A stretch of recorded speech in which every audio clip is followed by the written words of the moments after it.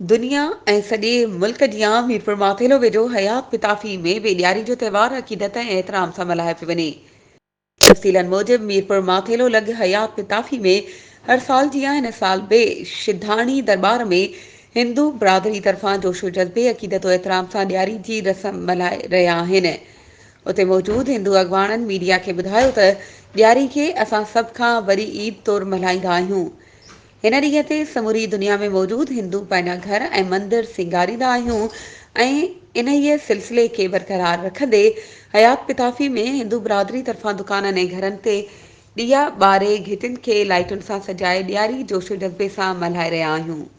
हिंदू सनातन धर्म में ॾियारी सभ खां वॾो पवित्र ऐं महान पर्व आहे, ॾिणु आहे, जंहिंखे सॼी दुनिया में जिते बि मंदर आहिनि सभई ख़ुशी सां ॾिया ॿारे करे डेकोरेशन करे घरनि खे सिंगारे मंदरनि खे सिंगारे करे भॻवान श्री राम ऐं श्री लक्ष्मी माता जी पूॼा कई वेंदी आहे।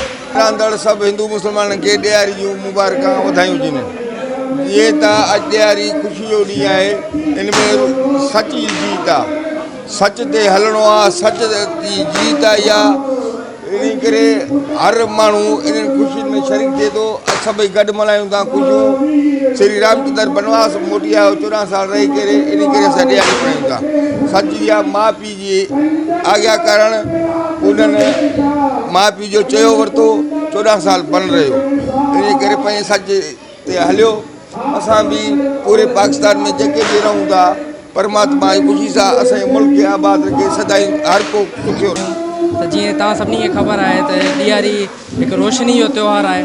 असांजे अंदरि मां असांजी जेकी नेगेटिविटी आहे उन जे ऊंधाए मां असांखे कढी करे पॉज़िटिविटी जी रोशनी में आणणु, इहो ई ॾियारी जो हिकिड़ो मैसेज आहे। माता पिता जो एतिराम अदब ऐं माता पिता जी आज्ञा जो पालन करणु, इहे हिकिड़ा बहितरीनु मिसाल आहिनि श्री राम जी जीवनी मां असांखे मिलनि था।